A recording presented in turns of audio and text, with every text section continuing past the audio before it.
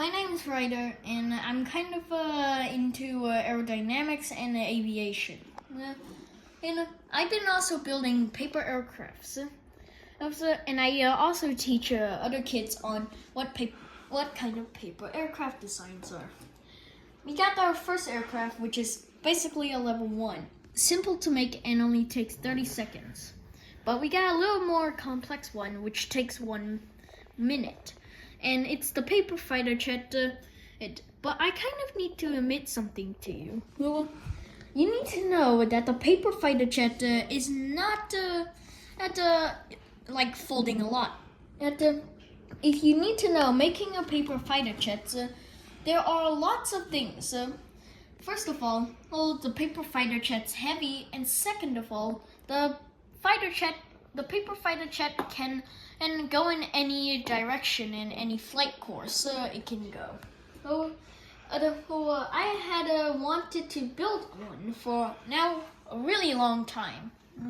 Although I then realized I can make the aircraft is simple to do. Now I kind of need to admit to you, the paper fighter jet is basically a disguised paper beginner's aircraft.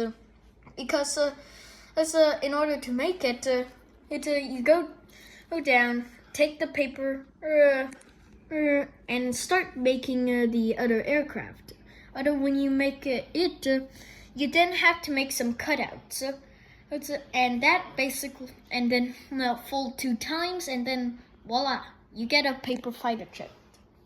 And that's how I make a really light and simple one. Except there was a problem because I needed to figure out how to control the aircraft instead of it going down or any direction. I've been studying about aircrafts in real life on how they can work. Now you may think it's by a control stick and the aircraft magically moves. Well, it's by doing one thing. If you don't know, there's the roll, pitch, and yaw. First of all, the roll is basically when the aircraft has two parts of the wings that both go in opposite directions in the same time. Which means if this part goes down and this part goes up, then it will start turning right and it will continue. And then it just does barrel rolls. And it does the same with the left. But the yaw is basically rudder. If you don't know, the parts of the stabilizer of a regular aircraft have control and movement. Except these 2 parts move at the same time and move exactly where they go.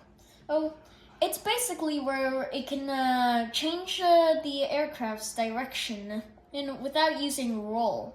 Although the pitch is the most important one of all, because the pitch is how the aircraft goes, meaning it can go up or down, and that's by using tail wing, and they both act like rudder, just differently, and they go horizontally and go vertical up.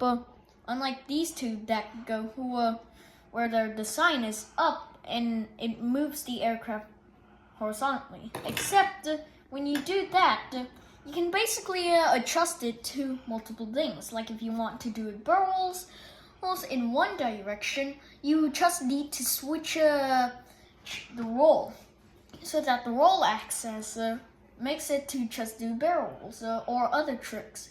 If you want it to kind of turn into right or left in a slow movement, and that's where the rudder, as for yaw, comes in.